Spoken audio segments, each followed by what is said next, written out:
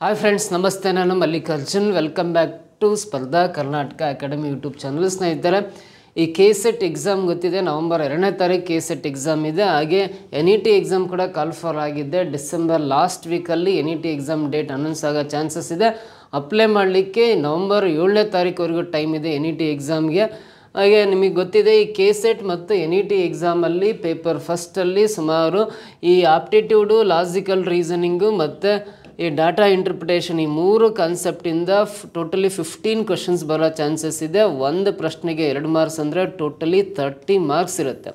So ಈಗಾಗಲೇ ಸ್ಪರ್ಧಾ Karnataka academy YouTube ಚಾನಲಲ್ಲಿ ಈ KSET NET ಸಂಬಂಧಪಟ್ಟಂತೆ ಸುಮಾರು 24 ವೀಡಿಯೋಸ್ನ ನಾನು ಅಪ್ಲೋಡ್ ಮಾಡಿದ್ದೀನಿ. ಪ್ಲೇಲಿಸ್ಟಿಗೆ ಹೋಗಿ ಅವೆಲ್ಲ ವೀಡಿಯೋಸ್ ನೋಡ್ಕೊಂಡು ನೀವು ನೋಟ್ಸ್ ಮಾಡ್ಕೊಂಡಿದ್ದಾರೆ 100% ಈ ಎಕ್ಸಾಮಲ್ಲಿ ಈ ಮೂರು ಕಾನ್ಸೆಪ್ಟ್ ಮೇಲೆ ಏನೇ ಪ್ರಶ್ನೆ ಕೇಳಿದ್ರು ಆನ್ಸರ್ ಮಾಡೋ ಎಬಿಲಿಟಿ ಸಿಗುತ್ತೆ. ಮಿಸ್ ಮಾಡ್ದೇ ಅವೆಲ್ಲ ವೀಡಿಯೋಸ್ ವಾಚ್ ಮಾಡ್ತಾ ಬನ್ನಿ. ಈ ಕ್ಲಾಸಲ್ಲೂ ಕೂಡ ಇನ್ನೂ ಬೇರೆ ಬೇರೆ ರೀತಿಯ ಪ್ರಶ್ನೆಗಳಿರ್ತವೆ, ಅವನ್ನ ಸುಲಭವಾಗಿ ಬಿಡಿಸೋ ವಿಧಾನ ಹೇಳ್ಕೊಡ್ತೀನಿ. ಅದಕ್ಕಿಂತ ಬಿಫೋರ್ ಆಗಿ ನಮ್ಮ ಸ್ಪರ್ಧಾ ಕರ್ನಾಟಕ ಅಕಾಡೆಮಿ ಯೂಟ್ಯೂಬ್ ಚಾನಲ್ಗೆ ಸಬ್ಸ್ಕ್ರೈಬ್ ಆಗಿಲ್ಲ ಅಂದರೆ ಸಬ್ಸ್ಕ್ರೈಬ್ ಆಗಿ.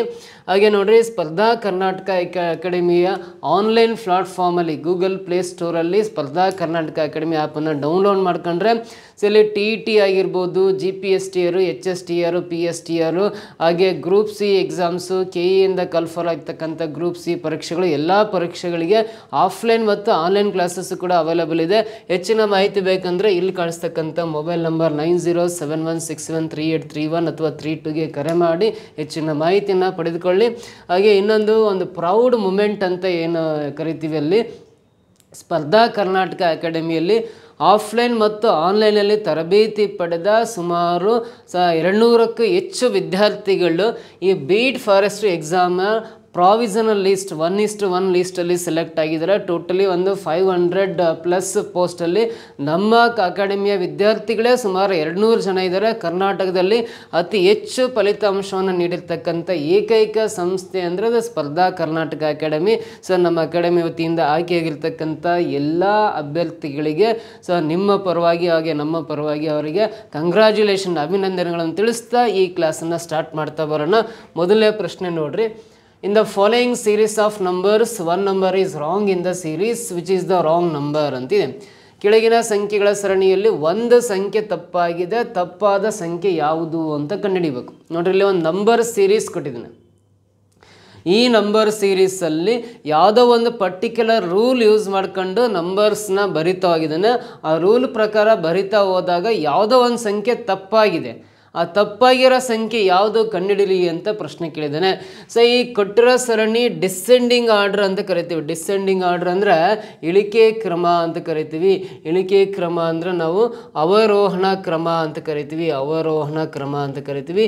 ಇಳಿಕೆ ಕ್ರಮದಲ್ಲಿ ನಂಬರ್ ಸೀರೀಸ್ ಕೊಟ್ಟಿದ್ದಾನೆ. ಈ ಅವರೋಹಣ ಕ್ರಮದಲ್ಲಿ ನಂಬರ್ ಸೀರೀಸ್ ಕೊಟ್ಟಾಗ ಸಬ್ಟ್ರಾಕ್ಷನ್ನು ಅಥವಾ ಡಿವಿಷನ್ ಅಥವಾ ಎರಡೂ ಮಿಕ್ಸ್ ಮಾಡಿ ಕೊಡೋ ಚಾನ್ಸಸ್ ಇರುತ್ತೆ. ಅಂದರೆ ವ್ಯವಕಲನ ಮಾಡ್ತಾ ಹೋಗಿರ್ತಾರೆ ಅಥವಾ ಭಾಗಾಕಾರ ಮಾಡ್ತಾ ಹೋಗಿರ್ತಾರೆ. ಸಮ್ಟೈಮ್ಸ್ ಎರಡು ಮಿಕ್ಸ್ ಮಾಡಿ ಕೊಡೋ ಚಾನ್ಸಸ್ ಇರುತ್ತೆ. ಇಲ್ಲಿ ಫಸ್ಟ್ ನಂಬರ್ ನೋಡ್ರಿ, 864 ಇರೋದು 420 ಆಗಿದೆ ಅಂದರೆ ಸೊ 864 ನೀವು ಡಿವೈಡ್ ಬೈ 2 ಮಾಡಿದ್ವಿ ಅಂದರೆ 864 ಅರ್ಧ ಅಂತ. ಸೊ 864ರಲ್ಲಿ ಅರ್ಧ ಡಿವೈಡ್ ಬೈ 2 ಅಂದರೆ ಎಷ್ಟಾಗುತ್ತೆ ಅಂದರೆ 2 4 2 3 2 432 ಆಗುತ್ತೆ. 864 2ರಿಂದ ಡಿವೈಡ್ ಮಾಡಿದ್ವಿ ಅಂದರೆ ನಾವು 432 ಬರುತ್ತೆ. ಸೊ ಇಲ್ಲಿರೋದು 420 ಅಲ್ಲ, 432ನಲ್ಲಿ 12 ಮೈನಸ್ ಮಾಡಿದ್ರಿ ಅಂದರೆ 12ನ ಮೈನಸ್ ಮಾಡಿದ್ರಿ ಅಂದರೆ 420 ಬರುತ್ತೆ. 420 ಇಲ್ಲಿ ಕರೆಕ್ಟ್ ಇದೆ. ಡಿವೈಡ್ ಬೈ 2 -12 ಮಾಡಿದೆ. ಸೊ ಅಗೇನ್ ಈ 420ನ್ನ ಡಿವೈಡ್ ಬೈ 2 ಮಾಡಿದ್ವಿ ಅಂದರೆ ಇದನ್ನ 2ಇಂದ ಡಿವೈಡ್ ಮಾಡಿದ್ವಿ ಅಂದರೆ 420ಗೆ ಅರ್ಧ ಅಂದರೆ 210 ಬರುತ್ತೆ. 210ರಲ್ಲಿ 10ನ ಮೈನಸ್ ಮಾಡೋಣ, 10ಅನ್ನು ಮೈನಸ್ ಮಾಡಿದ್ರೆ 200 ಬರುತ್ತೆ, 200 ಬರುತ್ತೆ. ಇಲ್ಲಿ 200 ನೆಕ್ಸ್ಟ್ ನಂಬರ್ ಕರೆಕ್ಟ್ ಇದೆ. ಸೊ ಇದೇ ಪ್ಯಾಟ್ರನ್ ಪ್ರಕಾರ ನೋಡ್ರಿ, 200ನ ಡಿವೈಡ್ ಬೈ 2 ಮಾಡಿ -8 ಮಾಡೋಣ. ಡಿವೈಡ್ ಬೈ 2 ಮಾಡಿದ್ವಿ ಅಂದರೆ 100 ಬರುತ್ತೆ. 100 -8 ಅಂದರೆ ನೆಕ್ಸ್ಟ್ ನಂಬರು 92 ಬರುತ್ತೆ. ಬಟ್ ಇಲ್ಲಿ 96 ಕೊಟ್ಟಿದ್ದಾರೆ, 92 ಕರೆಕ್ಟ್ ಆಗ್ಬೇಕಲ್ಲಿ. ಒಂದು ವೇಳೆ ಈ ಪ್ಲೇಸಲ್ಲಿ 92 ಇದೆ ಅಂದರೆ ಮುಂದಿನ ಸಂಖ್ಯೆ ನೋಡ್ರಿ, ಡಿವೈಡ್ ಬೈ 2 ಮಾಡಿ -6 ಮಾಡಿರಿ. 92ನ ಡಿವೈಡ್ ಬೈ 2 ಅಂದರೆ 92ನಲ್ಲಿ ಅರ್ಧ ಅಂದರೆ 46 ಆಗುತ್ತೆ. ಸೊ -6 ಮಾಡಿರಿ 40 ಆನ್ಸರ್ ಬರುತ್ತೆ. ಇಲ್ಲಿ 40 ಕರೆಕ್ಟ್ ಇದೆ ನೋಡಿರಿ ಮುಂದಿನ ಸಂಖ್ಯೆ. ಸೊ ಅಗೇನ್ ಈ 40ನ ಡಿವೈಡ್ ಬೈ 2 ಮಾಡಿ -4 ಮಾಡಿರಿ ನೋಡಿರಿ. 40ನ ಡಿವೈಡ್ ಬೈ 2 ಮಾಡಿದ್ವಿ ಅಂದರೆ 20 ಆಗುತ್ತೆ. ಸೊ -4 ಅಂದರೆ 16 ಬರುತ್ತೆ. ಇಲ್ಲಿ 16 ಕರೆಕ್ಟ್ ಇದೆ ಮುಂದಿನ ಸಂಖ್ಯೆ. 16ನ ಅಗೇನ್ ಡಿವೈಡ್ ಬೈ 2 -2 ಮಾಡಿದ್ರಿ ಅಂದರೆ ಸೊ ಡಿವೈಡ್ ಬೈ 2 ಅಂದರೆ 16/2 ಅಂದರೆ 8 ಆಗುತ್ತೆ. 8 - 2 ಅಂದರೆ 6 ಬರುತ್ತೆ. ಇಲ್ಲಿ 6 ಕರೆಕ್ಟ್ ಇದೆ ಮುಂದಿನ ಸಂಖ್ಯೆ. ಹಾಗಾದರೆ ಈ ಒಂದು ಪರ್ಟಿಕ್ಯುಲರ್ ರೂಲ್ ಏನು ಹೇಳುತ್ತೆ ಅಂದರೆ ಎಲ್ಲ ನಂಬರ್ಸ್ನು ಡಿವೈಡ್ ಬೈ 2 ಮಾಡ್ತಾ ಹೋಗಿದ್ದಾರೆ. ಎಲ್ಲ ಕಡೆ ಡಿವೈಡ್ ಬೈ 2 ಅನ್ನೋದು ಕಾಮನ್ ಇದೆ. ಡಿವೈಡ್ ಬೈ 2 ಮಾಡ್ತಾ ಹೋಗಿ ಸೊ -12 -10 -8 -6 -4 -2 ಅಂದರೆ ಸಮ ಸಂಖ್ಯೆಗಳು ಇಳಿಕೆ ಕ್ರಮದಲ್ಲಿ ಮೈನಸ್ ಮಾಡ್ತಾ ಹೋದರೆ ಈ ರೂಲ್ ಪ್ರಕಾರ ಬರಿತಾ ಹೋದಾಗ ಇಲ್ಲಿ 92 ಬರಬೇಕಾಯಿತು. ಬಟ್ 96 ಕೊಟ್ಟಿರೋದ್ರಿಂದ ಈ ಸರಣಿಯಲ್ಲಿ ತಪ್ಪಾಗಿರೋ ಸಂಖ್ಯೆ ಅಂದರೆ 96 ಈಸ್ ದ ರಾಂಗ್ ನಂಬರ್ ಅಂತ ಹೇಳ್ತೀವಿ. Option B is the correct answer. ತಪ್ಪಾಗಿರೋ ಸಂಖ್ಯೆ ಯಾವುದು ಅಂತ ಕೇಳಿದಾನೆ 96 ತಪ್ಪಾಗಿದೆ. ಅಲ್ಲಿ 92 ಬಂದಿದ್ರೆ ಈ ಸರಣಿ ಕರೆಕ್ಟ್ ಆಗ್ತಾ ಇತ್ತು. ಗೊತ್ತಾಯ್ತಾ? ಅರ್ಥ ಆಯ್ತಾ? ಈ ಕ್ವಶನ್ನು ಆಪ್ಷನ್ನು ಸೊಲ್ಯೂಷನ್ ಬರ್ಕೊಂಡು ನೀವು ನೆಕ್ಸ್ಟ್ ಕ್ವಶನ್ ಟ್ರೈ ಮಾಡ್ತಾ ಬನ್ನಿ. ಮುಂದಿನ ಪ್ರಶ್ನೆ, find the wrong term in the letter number series given below. ಇಲ್ಲಿ ಲೆಟರ್ಸ್ ಮತ್ತು ನಂಬರ್ಸ್ನ ಮಿಕ್ಸ್ ಮಾಡಿ ಸೀರೀಸ್ ಕೊಟ್ಟಿದ್ದಾರೆ. ಲೆಟರ್ಸ್ ಮತ್ತು ನಂಬರ್ಸ್ನ ಮಿಕ್ಸ್ ಮಾಡಿ ಸೀರೀಸ್ ಕೊಟ್ಟಿದ್ದಾರೆ. ಹಾಗಾಗಿ ಇದನ್ನ ಲೆಟರ್ ನಂಬರ್ ಸೀರೀಸ್ ಅಂತ ಕರಿತೀವಿ. ಈ ಲೆಟರ್ ನಂಬರ್ ಸೀರೀಸಲ್ಲೂ ಕೂಡ ಒಂದು ಗ್ರೂಪು ತಪ್ಪಾಗಿದೆ. ತಪ್ಪಾಗಿರೋದು ಯಾವುದು ಅಂತ ಐಡೆಂಟಿಫೈ ಮಾಡಲಿಕ್ಕೆ ಕೇಳಿದ್ದಾನೆ. ರಾಂಗ್ ಆಗಿರೋದು ಯಾವುದು ಅಂತ ಕೇಳಿದ್ದಾನೆ. ಇದಕ್ಕೆ ಆಲ್ಫಾಬೆಟ್ಸ್ ಬರೀತೀನಿ. ಎ ಇಂದ ಝಡ್ ತನಕ ಒಂದು ಸಿಂಗಲ್ ಲೈನಲ್ಲಿ ಆಲ್ಫಾಬೆಟ್ ಬರ್ಕೊಂಡ್ವಿ ಅಂದರೆ ಪ್ರತಿಯೊಂದರಲ್ಲಿ ಫಸ್ಟ್ ಎಲಿಮೆಂಟ್ ಏನಿದೆ ಲೆಟರ್ ಇದೆ. ಜಿ ಇರೋ ಅಕ್ಷರ ಜೆ ಇದೆ ಅಂದರೆ ಆಲ್ಫಾಬೆಟ್ಟಲ್ಲಿ ನೋಡ್ರಿ ಜಿನಿಂದ ಮುಂದಕ್ಕೆ 2 ಅಕ್ಷರ ಗ್ಯಾಪ್ ಕೊಟ್ಟು ಜೆ ಇದೆ. ಜೆನಿಂದ ಎಮ್ ಇದೆ ಅಂದರೆ ಜೆನಿಂದ 2 ಅಕ್ಷರ ಗ್ಯಾಪ್ ಕೊಟ್ಟು ಎಮ್ ಇದೆ. ಎಮ್ಮಿಂದ ಪಿ ಇದೆ ಅಂದರೆ ಎಮ್ಮಿಂದ ಮುಂದಕ್ಕೆ 2 ಅಕ್ಷರ ಗ್ಯಾಪ್ ಕೊಟ್ಟು ಪಿ ಇದೆ. ಪಿಯಿಂದ ಎಸ್ ಇದೆ ಅಂದರೆ ಪಿನಿಂದ ಮುಂದಕ್ಕೆ 2 ಅಕ್ಷರ ಗ್ಯಾಪ್ ಕೊಟ್ಟು ಎಸ್ ಇದೆ. ಅಂದರೆ ಲೆಟರ್ ಫಸ್ಟ್ ಲೆಟರ್ ಎಲ್ಲದರಲ್ಲೂ ಕರೆಕ್ಟ್ ಇದೆ. 2 ಲೆಟರ್ಸ್ ಗ್ಯಾಪ್. ಜಿಯಿಂದ 2 ಅಕ್ಷರ ಗ್ಯಾಪ್ ಕೊಟ್ಟು ಜೆನಿಂದ 2 ಲೆಟರ್ಸ್ ಗ್ಯಾಪ್ ಕೊಟ್ಟು ಎಮ್ಮಿಂದ 2 ಲೆಟರ್ಸ್ ಗ್ಯಾಪ್ ಇಟ್ಟರೆ ಪಿನಿಂದ 2 ಲೆಟರ್ಸ್ ಗ್ಯಾಪ್ ಇಟ್ಟು ಬರ್ಕೊಂಡ್ರೆ ಎಸ್ ಬರ್ತಾ ಇದೆ. ಎಲ್ಲವೂ ಅಕ್ಷರಗಳು ಕರೆಕ್ಟ್ ಇದ್ದಾವೆ. ಅಲ್ಲೇನು ಚೇಂಜಸ್ ಇಲ್ಲ. ಇವಾಗ ನಂಬರ್ ನೋಡೋಣ. 4 ಇರೋ ನಂಬರು ಇಲ್ಲಿ 10 ಆಗಿದೆ. ಸೊ 4 ಇರೋ ನಂಬರ್ 10 ಆಗಿದೆ ಅಂದರೆ ಒಂದು ಕೆಲಸ ಮಾಡೋಣ. 4, 10, 20, 43, 90 ಅಂತ ನಂಬರ್ಸ್ ಇದಾವಲ್ಲ. ನಂಬರ್ ಸೀರೀಸ್ ಈಗ ತಾನೇ ಹಿಂದಿನ ಪ್ರಾಬ್ಲಮ್ ಹೇಳ್ಕೊಟ್ನಲ್ಲ ಆ ಥರ ನಂಬರ್ ಸೀರೀಸ್ ಇದ್ದಂಗೆ 4, 10, 20, 43, 90 ಅಂತ ನಂಬರ್ಸ್ ಇದಾವಲ್ಲ. ಇಲ್ಲಿ ಯಾವ ರೂಲ್ ಪ್ರಕಾರ ಯಾವ ರೂಲನ್ನು ಯೂಸ್ ಮಾಡ್ಕೊಂಡು ನಂಬರ್ಸ್ನ ಬರ್ದಿದ್ದಾನೆ ಅಂತ ನೋಡೋದಾದ್ರೆ 4ನ ನಿಯರೆಸ್ಟ್ 2ರಿಂದ ಗುಣಾಕಾರ ಮಾಡೋಣ. 4 2 8 ಪ್ಲಸ್ ಇದಕ್ಕೆ 1 ಕೂಡ್ರಿ ಇಲ್ಲಿ 9 ಬರುತ್ತೆ. 10 ಜಾಗದಲ್ಲಿ 9 ಬರೆಯೋಣ. ಇಲ್ಲಿ 9 ಇದೆ ಅಂದ್ಕೊಂಡ್ರೆ ನೆಕ್ಸ್ಟ್ ನಂಬರ್ ನೋಡ್ರಿ ಇಲ್ಲಿ 20 ಇದೆ ಅಂದರೆ 9ನ 2ರಿಂದ ಗುಣಿಸ್ರಿ. 9 2 18 ಪ್ಲಸ್ 2 ಮಾಡಿದರೆ 20 ಕರೆಕ್ಟ್ ಬರುತ್ತೆ. ಸೊ ಇಲ್ಲಿ 20 ಸಂಖ್ಯೆ ಕರೆಕ್ಟ್ ಇದೆ. ಸೊ 20ರಿಂದ 43 ಅಂದರೆ 20ನ್ನು 2ರಿಂದ ಗುಣಿಸೋಣ. 22 40 ಪ್ಲಸ್ 3 ಅಂದರೆ 43 ಆಗುತ್ತೆ. ಇಲ್ಲಿ 43 ಇದೆ. ಸೊ 43ನ್ನು ಇಂಟು 2 ಮಾಡಿದ್ವಿ ಅಂದರೆ 86 ಬರುತ್ತೆ. ಪ್ಲಸ್ 4 ಮಾಡಿರಿ 90 ಆಗುತ್ತೆ. ಅಲ್ಲಿ 90 ಕರೆಕ್ಟ್ ಇದೆ. ಸೊ ನೋಡಿರಿ ಇಂಟು 2 ಇಂಟು 2 ಇಂಟು 2 ಇಂಟು 2 ಎಲ್ಲ ತೆಗೆದು ಇಂಟು 2 ಇದೆ. ಸೊ ಇಲ್ಲಿ +1 +2 +3 +4 ಅಂತ ಕಂಟಿನ್ಯೂಸ್ ನಂಬರ್ಸ್ ಕೊಡ್ತಾ ಹೋಗಿದ್ದೀವಿ. ಸೊ ಹಾಗಾದರೆ ಈ ರೂಲ್ ಪ್ರಕಾರ ಬರಿತಾ ಹೋದಾಗ ಇಲ್ಲಿ 9 ಬರಬೇಕಾಯಿತು. 10 ಕೊಟ್ಟಿದ್ದಾನೆ ಅಂದರೆ ಈ ಸೀರೀಸಲ್ಲಿ ತಪ್ಪಾಗಿರೋದು ಇದೆ. J10R ಅಂತ ಇದೆಯಲ್ಲ ಇದೇ ರಾಂಗ್ ನಂಬರ್ ಅಥವಾ wrong number letter series in the group ಅಂತ ಕರಿತೀವಿ. Option B is the right answer ಅಂತ ಹೇಳ್ತೀವಿ. ಈ ರೀತಿ ಇದನ್ನು ಬಿಡಿಸ್ಬೋದು. ಓಕೆನಾ? ಸೊ ನೆಕ್ಸ್ಟ್ ಲೆಟರ್ ನೋಡೋ ಅವಶ್ಯಕತೆ ಇಲ್ಲ. ರಾಂಗ್ ನಂಬರ್ ಗೊತ್ತಾಗಿದೆ ಅಂದರೆ ಮುಂದೆ 3ನೇ ಅಕ್ಷರ ಚೆಕ್ ಮಾಡೋ ನೆಸೆಸಿಟಿ ಇಲ್ಲ. ಮುಂದಿನ ಪ್ರಶ್ನೆ ಬರೋಣ. ಇಲ್ಲಿ ಸೊ ಇಲ್ಲೊಂದು ಟೇಬಲ್ ಇದೆ ನೋಡ್ರಿ. ಡಾಟಾ ಇಂಟರ್ಪ್ರಿಟೇಷನಲ್ಲಿ ಒಂದು ಡಾಟಾ ಟೇಬಲ್ ಕೊಟ್ಟಿದ್ದಾನೆ. ಯಾವ ವಿಷಯಕ್ಕೆ ಸಂಬಂಧಪಟ್ಟಂತೆ ಡಾಟಾ ಟೇಬಲ್ ಇದೆ ಅಂದರೆ the following table gives the percentage distribution of population of 5 states A, B, C, D and E on the basis of poverty line and also on the basis of gender ಅಂತ ಕೊಟ್ಟಿದ್ದಾರೆ. ಅಂದರೆ ಇಲ್ಲಿ ABCDE ಅಂತ 5 ರಾಜ್ಯಗಳಲ್ಲಿ percentage population below poverty line ಅಂತೇಳಿದ್ದಾನೆ. So below poverty line ಇರ್ತಕ್ಕಂಥ ಪೀಪಲ್ಸ್ನ ಪರ್ಸೆಂಟೇಜಲ್ಲಿ ಕೊಡ್ತಾ ಇದ್ದಾನೆ. ಬಡತನ ರೇಖೆಗಿಂತ ಕೆಳಗಿರ್ತಕ್ಕಂಥ ಜನರ ಸಂಖ್ಯೆನ ಪರ್ಸೆಂಟೇಜಲ್ಲಿ ಕೊಡ್ತಾ ಇದ್ದಾನೆ. So next population of males and females ಅಂತ ಹೇಳಿದ್ದಾನೆ. ಸೊ ಬಿಲೋ ಪಾವರ್ಟಿ ಲೈನಲ್ಲಿ ಇರ್ತಕ್ಕಂಥ ಬಡತನ ರೇಖೆಗಿಂತಕ್ಕಂಥ ಜನರಲ್ಲಿ ಮೇಲ್ಸ್ ಎಷ್ಟು ಫೀಮೇಲ್ಸ್ ಎಷ್ಟು ಸಪ್ರೇಟ್ ಮಾಡಲಿಕ್ಕೆ ಈ ಕಾಲಮಲ್ಲಿ ರೇಷಿಯೋ ಕೊಟ್ಟಿದ್ದಾನೆ. ಅದೇ ಎಬೋವ್ ಪಾವರ್ಟಿ ಲೈನ್ ಅಂದರೆ ಬಡತನ ರೇಖೆಗಿಂತ ಮೇಲಿರ್ತಕ್ಕಂಥ ಜನರ ಸಂಖ್ಯೆಯಲ್ಲಿ ಮೇಲ್ಸ್ ಫೀಮೇಲ್ಸ್ ಪುರುಷರ ಸಂಖ್ಯೆ ಮಹಿಳೆಯರ ಸಂಖ್ಯೆ ಎಷ್ಟಂತ ಸಪ್ರೇಟ್ ಮಾಡಲಿಕ್ಕೆ ಇನ್ನೊಂದು ಕಾಲಮಲ್ಲಿ ಮತ್ತೊಂದು ರೇಷಿಯೋ ಕೊಟ್ಟಿದ್ದಾನೆ. ಇದು ಬಿಲೋ ಪಾವರ್ಟಿ ಲೈನ್, ಇದು ಎಬೋವ್ ಪಾವರ್ಟಿ ಲೈನಲ್ಲಿ ಪುರುಷರ ಜನಸಂಖ್ಯೆ ಮಹಿಳೆಯರ ಜನಸಂಖ್ಯೆ ಸಪ್ರೇಟ್ ಮಾಡ್ತಕ್ಕಂಥ ರೇಷಿಯೋಸ್ ಕೊಡ್ತಾ ಇದ್ದಾನೆ. ಈ ಟೇಬಲ್ನ ಯೂಸ್ ಮಾಡ್ಕೊಂಡು ಈ ಕ್ವಶನ್ ಕೇಳಿದಾನೆ ಅದಕ್ಕೆ ಆನ್ಸರ್ ಮಾಡ್ತಾ ಹೋಗೋದಾದ್ರೆ ನೋಡ್ರಿ ಏನಿದೆ ಪ್ರಶ್ನೆ ಅಂದರೆ, what will be the number of females above poverty line in the state D if it is known that population of state D is 7 million? ನೋಡಿರಿ, ರಾಜ್ಯ ಡಿಯ ಜನಸಂಖ್ಯೆ 7 ಮಿಲಿಯನ್ ಎಂದು ತಿಳಿದರೆ ರಾಜ್ಯ ಡಿಯಲ್ಲಿ ಬಡತನ ರೇಖೆಗಿಂತ ಮೇಲಿರುವ ಮಹಿಳೆಯರ ಸಂಖ್ಯೆ ಎಷ್ಟು ಅಂತ ಪ್ರಶ್ನೆ ಕೇಳಿದ್ದಾನೆ. ಇಲ್ಲಿ ಡಿ ಸ್ಟೇಟ್ ಅಂದರೆ ಇಲ್ಲಿದೆ ನೋಡ್ರಿ, ಡಿ ಸ್ಟೇಟಲ್ಲಿ ಟೋಟಲ್ ಪಾಪ್ಯುಲೇಷನು 7 ಮಿಲಿಯನ್ ಅಂತ ಇದೆ ನೋಡ್ರಿ. ಡಿ ಸ್ಟೇಟಲ್ಲಿ ಟೋಟಲ್ ಪಾಪ್ಯುಲೇಷನ್ 7 ಮಿಲಿಯನ್ ಇದೆಯಾ, 7 ಮಿಲಿಯನ್ ಬರೆಯೋಣ. ಆ 7 ಮಿಲಿಯನ್ ಪಾಪ್ಯುಲೇಷನಲ್ಲಿ ನೋಡ್ರಿ ಬಡತನ ರೇಖೆಗಿಂತ ಮೇಲಿರುವ ಅಂತ ಕೇಳಿದಾನೆ ಅಂದರೆ percentage of population below poverty line ಅಂದರೆ ಬಡತನ ರೇಖೆಗಿಂತ ಕೆಳಗಿರ್ತಕ್ಕಂಥ ಜನರ ಪರ್ಸೆಂಟೇಜ್ ಎಷ್ಟಿದೆ ಅಂತ ಕೊಟ್ಟಿದ್ದಾನೆ. ಡಿ ಸ್ಟೇಟಲ್ಲಿ ಬಡತನ ರೇಖೆಗಿಂತ ಕೆಳಗಿರ್ತಕ್ಕಂಥರು 19% ಜನ ಇದ್ದಾರೆ ಅಂತ ನೋಡ್ರಿ. ಟೋಟಲಿ 7 ಮಿಲಿಯನ್ ಪೀಪಲಲ್ಲಿ 7 ಮಿಲಿಯನ್ ಜನಸಂಖ್ಯೆಯಲ್ಲಿ ಬಡತನ ರೇಖೆಗಿಂತ ಕೆಳಗಿರ್ತಕ್ಕಂಥ ಜನರ ಸಂಖ್ಯೆ 19% ಇದೆ ಡಿ ಸ್ಟೇಟಲ್ಲಿ. 19% ಜನ ಬಡತನ ರೇಖೆಗಿಂತ ಕೆಳಗಿದ್ದಾರೆ ಅಂದರೆ ಇನ್ನು ಉಳಿದ 81% ಜನ ಬಡತನ ರೇಖೆಗಿಂತ ಮೇಲಿದ್ದಾರೆ ಅಂತ ಅರ್ಥ. ಕ್ಲಿಯರ್ ಆ ಪಾಯಿಂಟು? ಸೊ ನೋಡಿರಿ, ಡಿ ಸ್ಟೇಟಲ್ಲಿ 19% ಪಾಪ್ಯುಲೇಷನು ಬಡತನ ರೇಖೆಗಿಂತ ಕೆಳಗಿದ್ದಾರೆ ಬಿಲೋ ಪಾವರ್ಟಿ ಲೈನ್ ಅಂದರೆ, ಇನ್ನು ರಿಮೈನಿಂಗ್ 81% ಪಾಪ್ಯುಲೇಷನ್ ಬಡತನ ರೇಖೆಗಿಂತ ಮೇಲಿದ್ದಾರೆ ಅಂತ. ಟೋಟಲಿ 7 ಮಿಲಿಯನ್ ಪಾಪ್ಯುಲೇಷನಲ್ಲಿ 81% ಅಂದರೆ 81/100 ಹಾಕೊಂಡು ಸಿಂಪ್ಲಿಫೈ ಮಾಡಿದರೆ ಇದಿಷ್ಟು ಸಿಂಪ್ಲಿಫೈ ಮಾಡಿದರೆ ಡಿ ಸ್ಟೇಟಲ್ಲಿ ಬಡತನ ರೇಖೆಗಿಂತ ಜಾಸ್ತಿ ಮೇಲಿರ್ತಕ್ಕಂಥ ಜನರ ಸಂಖ್ಯೆ ಸಿಗುತ್ತೆ. ಟೋಟಲ್ ನಂಬರ್ ಆಫ್ ಪೀಪಲ್ ಸಿಗುತ್ತೆ. ಬಡತನ ರೇಖೆಗಿಂತ ಮೇಲಿರ್ತಕ್ಕಂಥ ಒಟ್ಟು ಜನರ ಸಂಖ್ಯೆ ಸಿಗುತ್ತೆ. 7 ಮಿಲಿಯನ್ಗೆ 81% ಲೆಕ್ಕ ಮಾಡಿದ್ರೆ ಬಡತನ ರೇಖೆಗಿಂತ ಮೇಲಿರ್ತಕ್ಕಂಥ ಪಾಪ್ಯುಲೇಷನ್ ಎಷ್ಟಿದೆ ಡಿ ಸ್ಟೇಟಲ್ಲಿ ಅಂತ ಸಿಗುತ್ತೆ. ಸೊ ಅದನ್ನು ಸಿಕ್ಕಾದ್ಮೇಲೆ ಆ ಡಿ ಸ್ಟೇಟಲ್ಲಿ ಬಡತನ ರೇಖೆಗಿಂತ ಮೇಲಿರೋ ಎಬೋವ್ ಪಾವರ್ಟಿ ಲೈನಲ್ಲಿರೋ ಮೇಲ್ಸು ಫೀಮೇಲ್ಸು ಸಪ್ರೇಟ್ ಮಾಡ್ಲಿಕ್ಕೆ ರೇಷಿಯೋ ಇದೆಲ್ಲ ಇದನ್ನು ಯೂಸ್ ಮಾಡ್ಕೋಬೇಕು. ಪುರುಷರ ಜನಸಂಖ್ಯೆ ಅನುಪಾತ 4, ಮಹಿಳೆಯರ ಜನಸಂಖ್ಯೆ ಅನುಪಾತ 3 ಇದೆ ಅಂದರೆ ಇವೆರಡೂ ರೇಷಿಯೋ ಕೂಡ್ರಿ ಅನುಪಾತಗಳನ್ನು 4 + 3 7 ಆಗುತ್ತೆ. ಆ 7ಅನ್ನು ಇಲ್ಲಿ ಇಂಟು ಹಾಕಿ ಕೆಳಗಡೆ ಬರ್ಕೊಂಡು ಮಹಿಳೆಯರ ಸಂಖ್ಯೆ ಬೇಕಂದ್ರೆ ಇಲ್ಲಿ ಮಹಿಳೆಯರ ಅನುಪಾತ 3 ಇದೆ ನೋಡ್ರಿ, ಇಲ್ಲಿ 3 ಕಾಣಿಸ್ತದೆಲ್ಲ 3 ಇದೆ ಅಂದರೆ ಸೊ ಇಂಟು 3/7 ಹಾಕೊಂಡ್ರೆ ಡಿ ಸ್ಟೇಟಲ್ಲಿ ಬಡತನ ರೇಖೆಗಿಂತ ಮೇಲಿರ್ತಕ್ಕಂಥ ಮಹಿಳೆಯರ ಸಂಖ್ಯೆ ಸಿಗುತ್ತೆ ನಮಗೆ. ಇದಿಷ್ಟು ಸಿಂಗಲ್ ಲೈನಲ್ಲಿ ಕ್ಯಾಲ್ಕುಲೇಟ್ ಮಾಡಿದರೆ.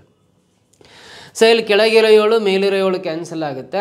81 × 3 ಗುಣಾಕಾರ ಮಾಡಿರಿ 243 ಆಗುತ್ತೆ. ಡಿವೈಡ್ ಬೈ ಕೆಳಗಡೆ 100. 100ಇಂದ 243 ಡಿವೈಡ್ ಮಾಡಿರಿ. ಇಲ್ಲಿ 2 0 ಇದಾವೆ ಅಂದರೆ ಬಲಗಡೆಯಿಂದ 2 ಅಂಕೆ ಆಮೇಲೆ ಪಾಯಿಂಟ್ ಬರುತ್ತೆ ಅಷ್ಟೇ. 2.43 ಮಿಲಿಯನ್ ಬರುತ್ತೆ, 2.43 ಮಿಲಿಯನ್ ಬರುತ್ತೆ. 2.43 ಮಿಲಿಯನ್ ಅನ್ನೋದು ಆಪ್ಷನ್ ಬಿ ನಲ್ಲಿದೆ. ದಿಸ್ ಇಸ್ ದ ಆನ್ಸರ್ ಅಂತ ಕರಿತೀವಿ. Option B is the right answer. ಓಕೆನಾ, ಕ್ಲಿಯರಾ? ಸೊ ನೆಕ್ಸ್ಟ್ ಕ್ವಶನ್ ಬರೋಣ. ಮುಂದಿನ ಪ್ರಶ್ನೆ, the information about the students of a college is given below. Members of a cricket club only 5%, members of football club only 15%, members of both the club is 75%, no non-members is 40 ಅಂತಿದೆ. What is the number of students who are members of both the clubs ಅಂತ ಕೊಟ್ಟಿದ್ದಾನೆ. ನೋಡ್ರಿ, ಇಲ್ಲಿ ಒಂದು club ಇದೆ. Members of cricket club only 5%, cricket ಕ್ಲಬ್ನ members 5% ಮಾತ್ರ ಇದ್ದಾರೆ. ಫುಟ್ಬಾಲ್ ಕ್ಲಬ್ನ ಮೆಂಬರ್ಸು 15% ಮಾತ್ರ ಇದ್ದಾರೆ. ಎರಡೂ ಕ್ಲಬ್ನ ಮೆಂಬರ್ಸು 75% ಇದ್ದಾರೆ. ನಾನ್ ಮೆಂಬರ್ಸ್ ಯಾವುದೇ ಫುಟ್ಬಾಲು ಅಥವಾ ಕ್ರಿಕೆಟ್ ಕ್ಲಬ್ನ ಮೆಂಬರ್ಸ್ ಆಗದೇ ಇರೋರು 40 ಜನ ಇದ್ದಾರೆ ಅಂತ. What is the number of students who are members of both the clubs ಅಂತ ಕೇಳಿದಾನಲ್ಲ. ನೋಡಿರಿ, ಇದಕ್ಕೆ ಸಿಂಪಲ್ ಕ್ವಶನ್ ಕನ್ನಡದಲ್ಲೂ ಹಾಕಿದ್ದೀನಿ.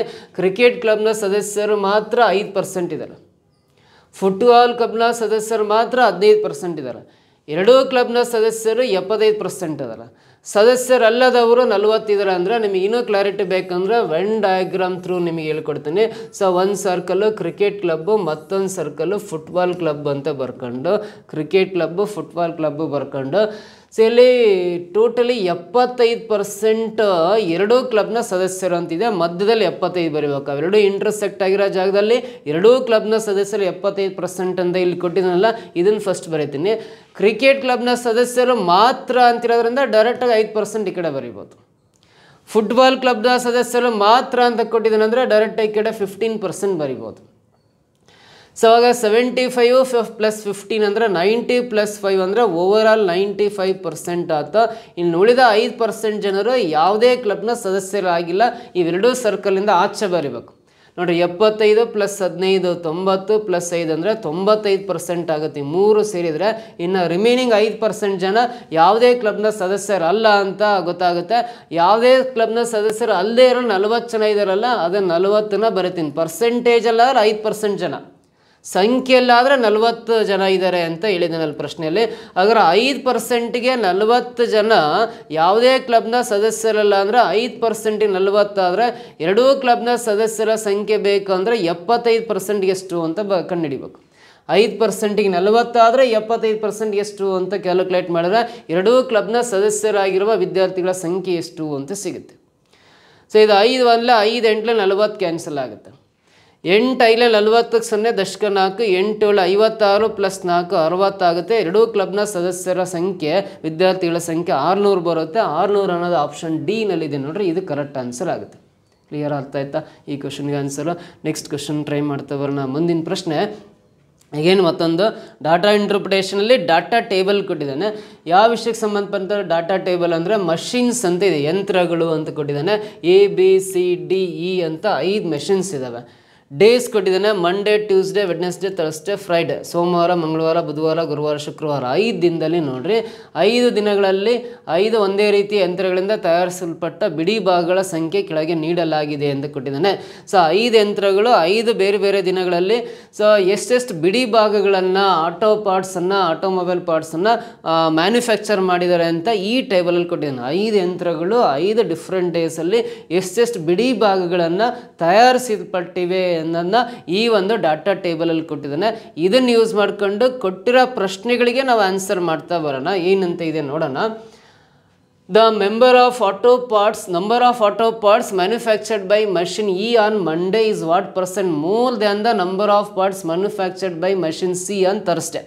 ಸೋಮವಾರ ಮಷಿನ್ ಈನಿಂದ ತಯಾರಿಸಲ್ಪಟ್ಟ ಬಿಡಿ ಭಾಗಗಳ ಸಂಖ್ಯೆಯು ನೋಡಿರಿ, ಸೋಮವಾರ ಮಷಿನ್ ಈನಲ್ಲಿ ನೋಡಿರಿ, ಮಂಡೇ ಸೋಮವಾರ ಮಷಿನ್ ಈನಲ್ಲಿ ತಯಾರಿಸಲ್ಪಟ್ಟ ಬಿಡಿ ಭಾಗಗಳ ಸಂಖ್ಯೆ 184 ಇದೆ. ಇದು ಗುರುವಾರ ಮಷಿನ್ ಸಿನಿಂದ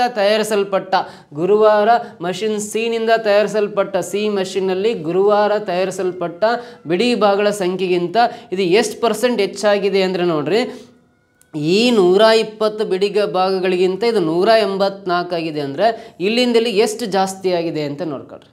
120ಕ್ಕಿರೋದು 184 ಆಗಿದೆ ಅಂದರೆ ಇಲ್ಲಿಂದ ಇಲ್ಲಿಗೆ ಹೆಚ್ಚಾಗಿರೋದು 64 ಬಿಡಿ ಭಾಗಗಳ ಸಂಖ್ಯೆ ಹೆಚ್ಚಾಗಿದೆ. ಸೊ ಹೆಚ್ಚಾಗಿರೋದು 64, ಎಷ್ಟು ಕಂಪೇರ್ ಮಾಡಿದರೆ ಈ 120 ಕಂಪೇರ್ ಮಾಡಿದರೆ 64 ಹೆಚ್ಚಾಗಿದೆ. 120ಕ್ಕೆ 64 ಹೆಚ್ಚಾಗಿದ್ದಾವೆ ಅಂದರೆ 100ಕ್ಕೆ ಎಷ್ಟು ಹೆಚ್ಚಾಗಿದ್ದಾವೆ ಕಂಡುಹಿಡ್ಕೊಳ್ರಿ. ಅದೇ ಶೇಕಡ ಎಷ್ಟು ಹೆಚ್ಚಾಗಿದೆ ಅಂತ ಸಿಗುತ್ತೆ. ಪರ್ಸೆಂಟೇಜ್ ಮೋರ್ ಅಂತೇಳಿದ್ನಲ್ಲ, ಶೇಕಡ ಎಷ್ಟು ಹೆಚ್ಚಾಗಿದೆ ಅಂತ ಕ್ಯಾಲ್ಕುಲೇಟ್ ಮಾಡ್ಬೋದು. ಅವನ್ನ ಸಿಂಪ್ಲಿಫೈ ಮಾಡಿರಿ, ನಮಗೆ ಆನ್ಸರ್ ಸಿಗುತ್ತೆ. ಸಿಂಪ್ಲಿಫೈ ಮಾಡೋದಾದ್ರೆ ಸೊ ಇದು 26 120, 25 100 ಕ್ಯಾನ್ಸಲ್ ಆಗುತ್ತೆ. 2 3 6, 2 3 6, 2 2 4 ಕ್ಯಾನ್ಸಲ್ ಆಗುತ್ತೆ. 32 × 5 ಗುಣಾಕಾರ ಮಾಡಿರಿ, 160 ಬರುತ್ತೆ. ಡಿವೈಡ್ ಬೈ 3 ಮಾಡಿರಿ. ಸೊ 3 ಇಂದ 160 ಡಿವೈಡ್ ಮಾಡಿರಿ, ಎಷ್ಟು ಬರುತ್ತೆ ಅಂದರೆ 53.33 ಬರುತ್ತೆ. ನೀವು ಬಾಕ್ಸ್ ನೋಡಿರಿ, 3ರಿಂದ 160ನ ಡಿವೈಡ್ ಮಾಡಿ ನೋಡಿರಿ, 53.33% ಬರುತ್ತೆ. ಆಪ್ಷನ್ ಬಿ ನಲ್ಲಿದೆ ನೋಡಿರಿ, this is the right answer. 53.33 is the correct answer ಅಂತ ಕರಿತೀವಿ. ಅರ್ಥ ಆಯ್ತಾ? ಸೊ ಈ ಕ್ವಶನ್ಗೆ ಈ ರೀತಿ ಸಿಂಪಲ್ ಸೊಲ್ಯೂಷನ್ ಕಂಡುಹಿಡಿಬೋದು. ನೆಕ್ಸ್ಟ್ ಪ್ರಶ್ನೆ ಬರೋಣ. ಇಲ್ಲಿ ಗಿವನ್ ಯು ಈಕ್ವಲ್ ಟು -2, ಎಲ್ಲಿ ಯು ಕಾಣಿಸುತ್ತೆ ಅಲ್ಲಿ -2 ಬರ್ಕೊಳ್ರಿ ಅಂತ. ವಿ ಇದ್ದತ್ರ 1/2 ಅರ್ಧ ಬರ್ರಿ ಅಂತ. ಡಬ್ಲ್ಯೂ ಇದ್ದತ್ರ 3 ಹಾಕ್ರಿ, ಎಕ್ಸ್ ಇದ್ದತ್ರ -4 ಹಾಕಿ, ವೈ ಇದ್ದತ್ರ 9 ಹಾಕಿ, ಝಡ್ ಇದ್ದತ್ರ 1/6 ಹಾಕಿ. What is the value of, ಇದರ ಬೆಲೆ ಎಷ್ಟು ಅಂತ ಕಂಡುಹಿಡಬೇಕು. ಇಲ್ಲೊಂದು ಸಮೀಕರಣ ಕೊಟ್ಟಿದ್ದಾನೆ, ಇದರ ವ್ಯಾಲ್ಯೂ ಎಷ್ಟಾಗುತ್ತೆ ಅಂತ ಕ್ಯಾಲ್ಕುಲೇಟ್ ಮಾಡಬೇಕು. ನೋಡಿರಿ ಸಿಂಪಲ್ ಇಲ್ಲಿ ಇವೆಲ್ಲ ವ್ಯಾಲ್ಯೂ ಸಬ್ಸ್ಟಿಟ್ಯೂಟ್ ಮಾಡಿ ಸಿಂಪ್ಲಿಫೈ ಮಾಡ್ರೆ ಆನ್ಸರ್ ಬರುತ್ತೆ. ಡಬ್ಲ್ಯೂ ಅಂದರೆ ನೋಡಿರಿ 3 ಇದೆ, ಇಲ್ಲಿ ಡಬ್ಲ್ಯೂ ಜಾಗದಲ್ಲಿ 3 ಹಾಕ್ರಿ, 3 - 2 ಅಂದರೆ 1 ಆಗುತ್ತೆ, 1² ಡಿವೈಡ್ ಬೈ ವಿ ಅಂದರೆ 1/2 ಆಗುತ್ತೆ, 1/2 ಬರುತ್ತೆ. ಪ್ಲಸ್ ವೈ ಅಂದರೆ ನೋಡಿರಿ 9, 9 - 5 ಅಂದರೆ 4 ಆಗುತ್ತೆ, ಮೇಲ್ಗಡೆ ಸ್ಕ್ವೇರ್ ಇದೆ ಅಂದರೆ 4² ಬರೆಯೋಣ. ಝಡ್ ಅಂದರೆ 1/6 ಆಗುತ್ತೆ, 1/6 ಬರೀತೀನಿ. ಪ್ಲಸ್ ಯು ಅಂದರೆ ನೋಡಿರಿ -2 ಇದೆ, ಯು ವ್ಯಾಲ್ಯೂ -2 ಇದೆ, -2 ಬರೀತೀನಿ. ಮೈನಸ್ ಎಕ್ಸ್ ಅಂದರೆ ಎಷ್ಟಿದೆ ಅಂದರೆ -4 ಇದೆ, -4 ಬರೆಯೋಣ. ಈಕ್ವಲ್ ಟು ರೈಟ್ ಸೈಡಲ್ಲಿ ಕ್ವಶನ್ ಮಾರ್ಕ್ ಇದೆ, ಅದು ಹಾಗೆ ಬರೆಯೋಣ. ಸಿಂಪ್ಲಿಫೈ ಮಾಡೋದಾದ್ರೆ ನೋಡಿರಿ ಈ 1² ವ್ಯಾಲ್ಯೂ 1 ಆಗುತ್ತೆ, 1² ವ್ಯಾಲ್ಯೂ ಇದ್ರ 1² ವ್ಯಾಲ್ಯೂ 1 ಆಗುತ್ತೆ. ಈ ಡಿವೈಡ್ ಬೈ ಸೈನ್ ತೆಗೆದು ಈ ಡಿವೈಡ್ ಬೈ ಚಿಹ್ನೆ ಅಲ್ಲ, ಡಿವೈಡ್ ಬೈ ಚಿಹ್ನೆ ತೆಗೆದು ಇಂಟು ಹಾಕಿದರೆ ಈ ಡಿನಾಮಿನೇಟ್ರ್ ಏನಿರ್ತಲ್ಲ 1/2 ನೋಡಿರಿ, ಈ ಡಿವೈಡ್ ಬೈ ಸೈನ್ ತೆಗೆದು ಇಂಟು ಹಾಕಿದಾಗ ಈ ಡಿನಾಮಿನೇಟ್ರ್ 1/2 ಇರುತ್ತಲ್ಲ, ಅದು ರೆಸಿಪ್ರೋಕಲ್ ಆಗುತ್ತೆ, ಉಲ್ಟಾ ಆಗುತ್ತೆ. ರೆಸಿಪ್ರೋಕಲ್ ಅಂದರೆ ವಿತ್ ಕ್ರಮ ರೂಪ 2/1 ಆಗುತ್ತೆ. ಪ್ಲಸ್ ಇಲ್ಲಿ 4² ಅಂದರೆ 16 ಆಗುತ್ತೆ, 16 ಆಗುತ್ತೆ. ಈ ಡಿವೈಡ್ ಬೈ ಸಿಂಬಲ್ ತೆಗೆದು ಇಂಟು ಹಾಕಿದರೆ ಈ ಡಿವೈಡ್ ಬೈ ಸಿಂಬಲ್ ತೆಗೆದು ಇಂಟು ಹಾಕಿದರೆ ಅಗೇನ್ ಈ ಡಿನಾಮಿನೇಟರ್ ಏನಿದೆಯಲ್ಲ ಛೇದ 1/6, ಅದು ರೆಸಿಪ್ರೋಕಲ್ ಅಂದರೆ ವಿತ್ ಕ್ರಮ ರೂಪ ಉಲ್ಟಾ ಆಗುತ್ತೆ, 6/1 ಆಗುತ್ತೆ. ಇಲ್ಲಿ ಪ್ಲಸ್ ಇಂಟು ಮೈನಸ್ ಅಂದರೆ -2 ಬರಿತೀನಿ, ಮೈನಸ್ ಇಂಟು ಮೈನಸ್ ಅಂದರೆ +4 ಆಗುತ್ತೆ. ರೈಟ್ ಸೈಡಲ್ಲಿ ಕ್ವಶನ್ ಮಾರ್ಕ್ ಆಗಿ ಇರಲಿ. ಸೊ ಸಿಂಪ್ಲಿಫೈ ಮಾಡಿರಿ, 1 ಕ್ಯಾನ್ಸಲ್ ಆಗಿ 2 ಮಾತ್ರ ಉಳಿಯುತ್ತೆ. ಇಲ್ಲಿ 1 ಅವಶ್ಯಕತೆ ಇಲ್ಲ, 16 96 ಬರುತ್ತೆ. -2 + 4 ಬರ್ಕೊಂಡು ಇವಾಗ ಇವೆಲ್ಲ ಪ್ಲಸ್ ಇದ್ದವೆಲ್ಲ ಕೂಡಿ ಮೈನಸ್ ಇರೋದನ್ನ ಕಳಿಯೋಣ. 96 + 4 ಇದು +2, ಇದು -2 ಡೈರೆಕ್ಟ್ ಕ್ಯಾನ್ಸಲ್ ಆಗುತ್ತೆ ನೋಡಿರಿ. 96 + 4 ಅಂದರೆ 100 ಆಗುತ್ತೆ. 100ರ ವರ್ಗಮೂಲ ಅಂದರೆ ಎಷ್ಟು ಬರುತ್ತೆ ಅಂದರೆ 10 ಬರುತ್ತೆ. ಸೊ ಕ್ವಶನ್ ಮಾರ್ಕ್ ಪ್ಲೇಸಲ್ಲಿ ಬರೋ ಸಂಖ್ಯೆ 10 ಅಂತ ಹೇಳ್ತೀವಿ. ಸಿಂಪ್ಲಿಫೈ ಮಾಡಿರಿ, ಇದ್ರ ವ್ಯಾಲ್ಯೂ 10 ಬರುತ್ತೆ. ಆಪ್ಷನ್ ಸಿ ಇದೆ ನೋಡಿರಿ, ಇದು ಕರೆಕ್ಟ್ ಆನ್ಸರ್ ಆಗುತ್ತೆ. 100ಕ್ಕೆ ವರ್ಗಮೂಲ √100 ಅಂದರೆ 10 ಬರುತ್ತೆ. ಫೈನಲ್ ಆನ್ಸರ್ ಇದನ್ನು ಬಿಡಿಸಿದಾಗ 10 ಅಂತ ಹೇಳ್ತೀವಿ. ಕ್ಲಿಯರಾ? ನೆಕ್ಸ್ಟ್ ಕ್ವಶನ್ ಬರೋಣ. If the compound interest on A certain some at 16 2/3% for 3 years is ₹1270. What is the simple interest on the same sum at the same rate and for the same period ಅಂತ ಕೊಟ್ಟಿದ್ದಾನೆ. ಚಕ್ರ ಬಡ್ಡಿ ಮತ್ತು ಸರಳ ಬಡ್ಡಿಗೆ ಸಂಬಂಧಪಟ್ಟಂಥ ಪ್ರಶ್ನೆ ನೋಡಿರಿ. 16 2/3% ಬಡ್ಡಿ ದರದಲ್ಲಿ ಒಂದು ನಿರ್ದಿಷ್ಟ ಮೊತ್ತದ ಮೇಲೆ 3 ವರ್ಷಗಳವರೆಗೆ ಚಕ್ರ ಬಡ್ಡಿ ₹1240 ಬರುತ್ತೆ. ನೋಡಿರಿ, ₹1270 ಚಕ್ರ ಬಡ್ಡಿ ಕಾಂಪೌಂಡ್ ಇಂಟ್ರೆಸ್ಟ್ ಬರುತ್ತೆ. ಯಾವುದೋ ಒಂದು ಅಮೌಂಟ್ ಇದೆ, ಅಸಲು ಯಾವುದೋ ಇದೆ ಗೊತ್ತಿಲ್ಲ. ಆ ಅಸಲಿಗೆ 16 2/3% ಬಡ್ಡಿ ದರದಲ್ಲಿ 3 ವರ್ಷಕ್ಕೆ ಚಕ್ರ ಬಡ್ಡಿ ₹1270 ಬರುತ್ತೆ. ಹಾಗಾದರೆ ಅದೇ ಅಮೌಂಟಿಗೆ ಅಷ್ಟೇ ಅಸಲಿಗೆ ಸೊ ಅದೇ ರೇಟ್ ಆಫ್ ಇಂಟ್ರೆಸ್ಟ್ ಇದೇ 16 2/3 ರೇಟ್ ಆಫ್ ಇಂಟ್ರೆಸ್ಟ್ ಪ್ರಕಾರ ಅದೇ ಅವಧಿಗೆ ಅಂದರೆ ಅಷ್ಟೇ 3 ವರ್ಷಕ್ಕೆ ಸರಳ ಬಡ್ಡಿ ಎಷ್ಟು ಬರುತ್ತೆ ಅಂತ ನೋಡ್ರಿ. Same amount, same rate of interest, same time ಪೀರಿಯಡ್ಗೆ ಚಕ್ರ ಬಡ್ಡಿ ₹1270 ಆಗುತ್ತೆ ಅಂದರೆ ಸರಳ ಬಡ್ಡಿ ಅಷ್ಟೇ ಅಮೌಂಟು, ಅಷ್ಟೇ ರೇಟ್ ಆಫ್ ಇಂಟ್ರೆಸ್ಟು, ಅಷ್ಟೇ ಟೈಮಿಗೆ ಸರಳ ಬಡ್ಡಿ ಎಷ್ಟು ಬರುತ್ತೆ ಅಂತ ಕ್ವಶನ್ ಕೇಳಿದ್ನಲ್ಲ. ಒಂದು ಸಿಂಪಲ್ ಕಾಮನ್ ಸೆನ್ಸ್ ಏನಂದರೆ ಯಾವಾಗಲೂ ಪ್ರಿನ್ಸಿಪಲ್ ಅಮೌಂಟ್ ಅಸಲು, ಬಡ್ಡಿಯ ದರ, ಟೈಮ್ ಡ್ಯೂರೇಷನು ಸೇಮ್ ಇದ್ದಾಗ ಚಕ್ರ ಬಡ್ಡಿ ಸರಳ ಬಡ್ಡಿಗಿಂತ ಜಾಸ್ತಿ ಇರುತ್ತೆ. ಚಕ್ರ ಬಡ್ಡಿನೇ ಜಾಸ್ತಿ ಬರೋದು, ಸರಳ ಬಡ್ಡಿ ಕಡಿಮೆ ಬರುತ್ತೆ. ಸಿಂಪಲ್ ಇಂಟ್ರೆಸ್ಟ್ ಕಡಿಮೆ, ಕಾಂಪೌಂಡ್ ಇಂಟ್ರೆಸ್ಟ್ ಜಾಸ್ತಿ ಇರುತ್ತೆ. ಇದರರ್ಥ ಚಕ್ರ ಬಡ್ಡಿ ₹1270 ಬರುತ್ತೆ ಅಂದಮೇಲೆ ಸರಳ ಬಡ್ಡಿ ₹1270ಗಿಂತ ಕಡಿಮೆನೇ ಆಗಿರುತ್ತೆ. 1270ಗಿಂತ ಕಡಿಮೆನೇ ಬರುತ್ತೆ ಸರಳ ಬಡ್ಡಿ. ಕೊಟ್ಟಿರೋ ಆಪ್ಷನ್ಸಲ್ಲಿ ನೋಡಿರಿ, 1270ಗಿಂತ ಕಡಿಮೆ ಇರೋದು ಒಂದೇ ಸಂಖ್ಯೆ. ಇದು 2040, ಇದು 2410, ಇದು 2560 ಇದೆ ಅಂದರೆ ಈ 3 ರಾಂಗ್ ಆನ್ಸರ್ ಆಗ್ತವೆ. ಇದೇ ಕರೆಕ್ಟ್ ಆನ್ಸರು. ನೀವು ಕ್ಯಾಲ್ಕುಲೇಟ್ ಮಾಡೋ ಅವಶ್ಯಕತೆ ಇಲ್ಲ. ಈ ಬೇಸಿಸ್ ಮೇಲೆ ಕೂಡ ನಾವು ಆನ್ಸರ್ ಮಾಡ್ಬೋದು. Option A is the 100% correct answer. ಸರಳ ಬಡ್ಡಿ ₹1080 ಆಗಿರುತ್ತೆ ಅಂತ. ಕ್ಲಿಯರಾ? ಫಸ್ಟ್ ಆಪ್ಷನ್ನೇ ಕರೆಕ್ಟ್ ಆನ್ಸರು. ಕ್ಯಾಲ್ಕುಲೇಷನ್ ನೆಸೆಸಿಟಿನೇ ಇಲ್ಲ ಇದಕ್ಕೆ. ನೆಕ್ಸ್ಟ್ ಪ್ರಶ್ನೆ ಬರೋಣ. ಕಂಪ್ಲೀಟ್ ದ ಲೆಟರ್ ಸೀರೀಸ್ ಅಂತ ಇದೆ. ಸೊ ಇಲ್ಲಿ ಫಸ್ಟು ಎ ಇದೆ, ಬಿ ಇದೆ, ಡ್ಯಾಶ್ ಇದೆ, ಎ ಇದೆ, ಡ್ಯಾಶ್ ಇದೆ, ಬಿ ಇದೆ, ಡ್ಯಾಶ್ ಇದೆ, ಎ ಇದೆ, ಎ ಇದೆ, ಬಿ ಇದೆ, ಡ್ಯಾಶ್ ಇದೆ, ಎ ಇದೆ, ಎ ಇದೆ, ಬಿ ಇದೆ, ಬಿ ಇದೆ, ಡ್ಯಾಶ್ ಇದೆ. ಸೊ ಇಲ್ಲಿ ಲೆಟರ್ ಸೀರೀಸ್ನ ಕಂಪ್ಲೀಟ್ ಮಾಡ್ತಾ ಹೋಗ್ಬೇಕಂದ್ರೆ ಫಸ್ಟ್ ಆಫ್ ಆಲ್ ಈ ಡ್ಯಾಶಸ್ ಸೇರ್ಕೊಂಡು ಟೋಟಲಿ ಎಷ್ಟು ಲೆಟರ್ಸ್ ಇದೆ ಕೌಂಟ್ ಮಾಡೋಣ. 1 2 3 4 5 6 7 8 9 10 11 12 13 14 15 16 ಇದ್ದಾವೆ ಅಂದರೆ ಪ್ರತಿ ಎರಡು ಎಲಿಮೆಂಟ್ಸ್ಗೆ ಒಂದೊಂದು ಗ್ರೂಪಿಂಗ್ ಮಾಡ್ಕೊತ ಬಂದ್ವಿ ಅಂದರೆ ಪ್ರತಿ ಟೂ ಲೆಟರ್ಸ್ಗೆ ಒಂದು ಗ್ರೂಪಿಂಗ್ ಮಾಡ್ತಾ ಬಂದರೆ ನೋಡಿ ಈ ಗ್ರೂಪು ಕಂಪ್ಲೀಟ್ ಇದೆ, ಎ ಬಿ ಅಂತ ಇದೆ. ಇಲ್ಲಿ ಈ ಗ್ರೂಪು ಕಂಪ್ಲೀಟ್ ಇದೆ, ಎ ಬಿ ಅಂತಿದೆ. ಇಲ್ಲಿ ಬಿನಿಂದ ಸ್ಟಾರ್ಟ್ ಆಗಿದೆ ಅಂದರೆ ಅದು ಬಿ ಎ ಇರ್ಬೋದು, ಅಂದರೆ ಎ ಬಿ ಎ ಅಂತ ಒಂದು ಗ್ರೂಪ್ ಇರ್ಬೋದು. ನೋಡಿರಿ ಎ ಬಿ ಆಯಿತಾ, ನೆಕ್ಸ್ಟ್ ಬಿ ಎ ಬರೆಯೋಣ, ಮತ್ತು ಎ ಬಿ ಬರಿತೀವ, ನೆಕ್ಸ್ಟ್ ಬಿ ಎ ಬರೆಯೋಣ. First group A B, second group B A, next group A B ಮತ್ತು group B A. Alternatively A B A change ಆಗ್ತಾ ಹೋಗಿದೆ. ಮತ್ತು ಇಲ್ಲಿ ಎ ಬಿ ಇದೆ ಅಂದರೆ ಇಲ್ಲಿ ಬಿ ಎ ಬರುತ್ತೆ, ಇಲ್ಲಿ ಎ ಬಿ ಇದೆ ಅಂದರೆ ಇಲ್ಲಿ ಬಿ ಎ ಕರೆಕ್ಟ್ ಆಗುತ್ತೆ ನೋಡಿರಿ. ಸೊ ಹಾಗಾದ್ರೆ ನಾವು ಡ್ಯಾಶ್ ಪ್ಲೇಸಸಲ್ಲಿ ತುಂಬಿರೋ ಲೆಟರ್ಸ್ ಯಾವುವು ಅಂದರೆ ಮೊದಲನೇ ಡ್ಯಾಶಲ್ಲಿ ಇಲ್ಲಿ ಬಿ ಫಿಲ್ ಮಾಡಿದ್ವಿ, ಎರಡನೇ ಡ್ಯಾಶಲ್ಲಿ ಎ ಫಿಲ್ ಮಾಡಿದ್ವಿ, ಮೂರನೇ ಡ್ಯಾಶಲ್ಲಿ ಬಿ ಫಿಲ್ ಮಾಡಿದ್ವಿ, ನಾಲ್ಕನೇ ಡ್ಯಾಶಲ್ಲಿ ಬಿ ಫಿಲ್ ಮಾಡಿದ್ವಿ. ಸೊ ಲಾಸ್ಟ್ ಡ್ಯಾಶಲ್ಲಿ ಎ ಫಿಲ್ ಮಾಡಿದ್ವಿ. ಬಿ ಎ ಅನ್ನೋದು ಆನ್ಸರ್ ಆಗುತ್ತೆ. 5 ಡ್ಯಾಶಸಲ್ಲಿ ಫಿಲ್ ಮಾಡಿರೋ ಅಕ್ಷರ ಬಿ ಎ ಬರುತ್ತೆ. ಬಿ ಎ ಅನ್ನೋದು ಆಪ್ಷನ್ ಬಿನಲ್ಲಿದೆ, ಅದು ಕರೆಕ್ಟ್ ಆನ್ಸರ್ ಆಗುತ್ತೆ. ಓಕೆ, ಕ್ಲಿಯರಾ? ನೆಕ್ಸ್ಟ್ ಕ್ವೆಶನ್ ಬರೋಣ, 9th question. The average of 3 numbers is given as 44. If the second number is twice the first and is also thrice the third, what is the largest number ಅಂತ ಕೊಟ್ಟಿದ್ದಾನೆ. ಸರಾಸರಿ ಸಂಬಂಧಪಟ್ಟಂತೆ ಪ್ರಶ್ನೆ, average ಸಂಬಂಧಪಟ್ಟಂತೆ 3 ಸಂಖ್ಯೆಗಳ ಸರಾಸರಿ 44 ಎಂದು ನೀಡಲಾಗಿದೆ ಅಂತಿದೆ.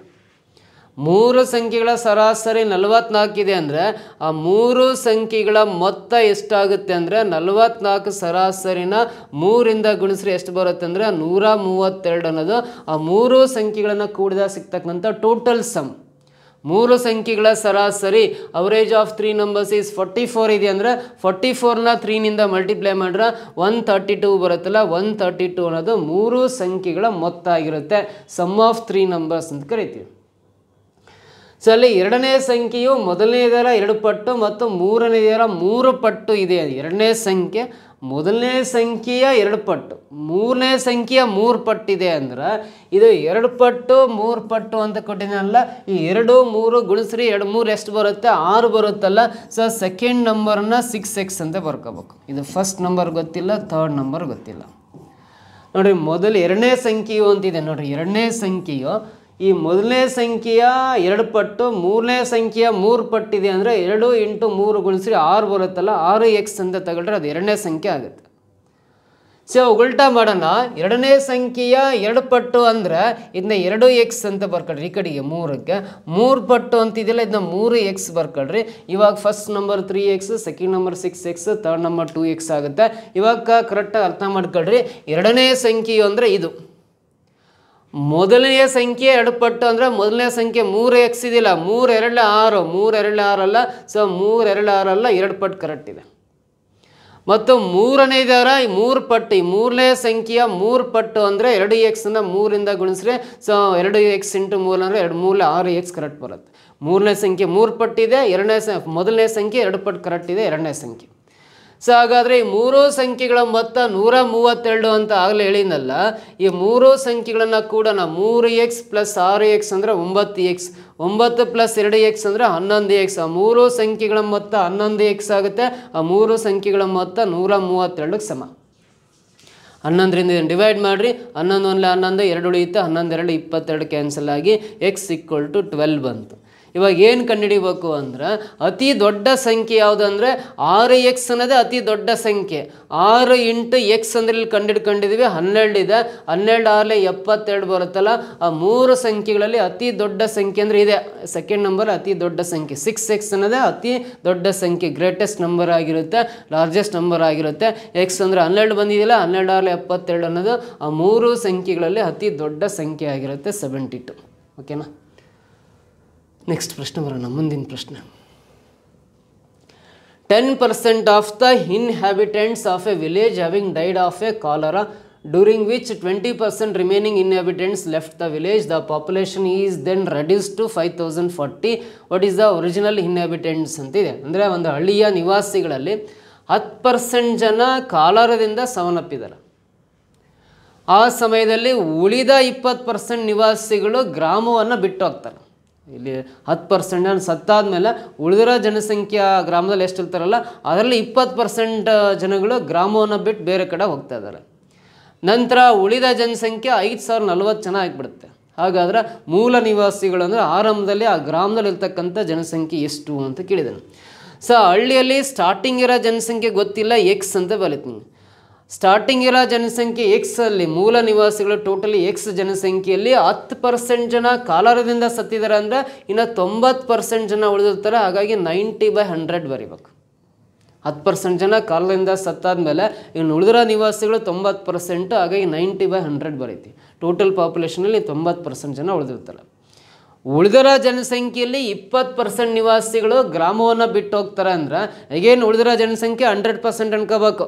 ಉಳಿದಿರೋ ಜನಸಂಖ್ಯೆ 100% ಅಂದ್ಕೊಂಡು ಅದರಲ್ಲಿ 20% ಜನ ಬಿಟ್ಟು ಹೋಗಿದ್ದಾರೆ ಅಂದರೆ ಇನ್ನು 80% ಜನ ಉಳಿದಿರುತ್ತೆ. ಹಾಗಾಗಿ 80/100 ಬರ್ಕೊಂಡ್ರೆ ಉಳಿದಿರೋ ಜನಸಂಖ್ಯೆ 5040 ಜನ ಇದೆಯಲ್ಲ ಈಕ್ವಲ್ ಟು 5040 ಬರ್ಕೊಂಡು ಸಿಂಪ್ಲಿಫೈ ಮಾಡಿರಿ ಎಕ್ಸ್ ವ್ಯಾಲ್ಯೂ ಸಿಗುತ್ತೆ. ಆ ಎಕ್ಸ್ ಅನ್ನೋದೇ ಆರಂಭದಲ್ಲಿ ಇದ್ದ ಜನಸಂಖ್ಯೆ ಅಥವಾ ಮೂಲ ನಿವಾಸಿಗಳ ಸಂಖ್ಯೆ ಅಂತ ಕರಿತೀವಿ. ಸಿಂಪ್ಲಿಫೈ ಮಾಡಿರಿ. 24 80, 25 100, 10 9 90, 10 10 100 ಕ್ಯಾನ್ಸಲ್ ಆಗುತ್ತೆ. ಈ ಎಕ್ಸ್ ಬೇಕಂದ್ರೆ ರೈಟ್ ಸೈಡಲ್ಲಿ 5040 ಇದೆಯಲ್ಲ, ಈ 9/10 ಅನ್ನೋದು ರೈಟ್ ಸೈಡಿಗೆ ಬಂದರೆ ಉಲ್ಟಾ ಆಗುತ್ತೆ, 10/9 ಆಗುತ್ತೆ. 4/5 ಅನ್ನೋದು ರೈಟ್ ಸೈಡಿಗೆ ಬಂದರೆ 5/4 ಆಗುತ್ತೆ, ಉಲ್ಟಾ ಆಗುತ್ತೆ. ಸೊ ಈಗ ಯಾವಾದರೂ ಕ್ಯಾನ್ಸಲ್ ಆಗಿದ್ರೆ ಕ್ಯಾನ್ಸಲ್ ಮಾಡ್ಕೊಂಬಿಡ್ರಿ. ಯಾವ ಕ್ಯಾನ್ಸಲ್ ಆಗ್ತವೆ ಅಂದರೆ 9 1 9 5 45, ಇನ್ನು 5 ಉಳಿಯುತ್ತೆ 54 ಆಗುತ್ತೆ. 9 6 54, ಈ 0 ಲಾಸ್ಟಿಗೆ ಬರೀತೀನಿ. ಮತ್ತು 4ರಿಂದ ಡಿವೈಡ್ ಮಾಡಿರಿ.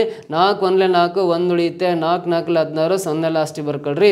ಸೊ ಇಲ್ಲಿ 140 ಇಂಟು 10 1400 ಇಂಟು 5 ಗುಣಾಕಾರ ಮಾಡಿರಿ, 7000 ಬರುತ್ತೆ. ಇಲ್ಲಿ ಟೋಟಲ್ಲಿ ಆ ಮೂಲ ನಿವಾಸಿಗಳು ಆ ಜನಸಂಖ್ಯೆ ಎಷ್ಟಿತ್ತು 140 ಇಂಟು 10 ಇಂಟು 5 ಗುಣಾಕಾರ ಮಾಡಿದ್ರೆ ಟೋಟಲಿ 7000 ಜನಸಂಖ್ಯೆ ಇತ್ತು ಅಂತ. 7000 ಅನ್ನೋದು ಆಪ್ಷನ್ ಬಿ ನಲ್ಲಿದೆ.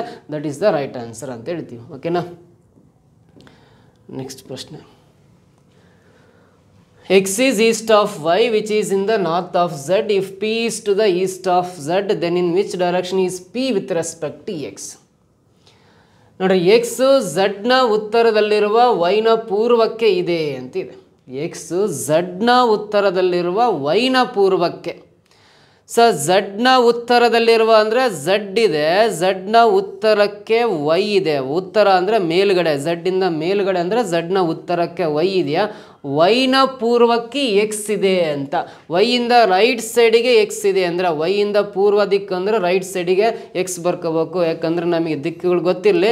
ಮೇಲೆ ಉತ್ತರ ದಿಕ್ಕು, ಕೆಳಗಡೆ ದಕ್ಷಿಣ ದಿಕ್ಕು, ಬಲಭಾಗಕ್ಕೆ ಪೂರ್ವ ದಿಕ್ಕು, ಎಡಭಾಗಕ್ಕೆ ಪಶ್ಚಿಮ ದಿಕ್ಕು ಬರೀಬೇಕು.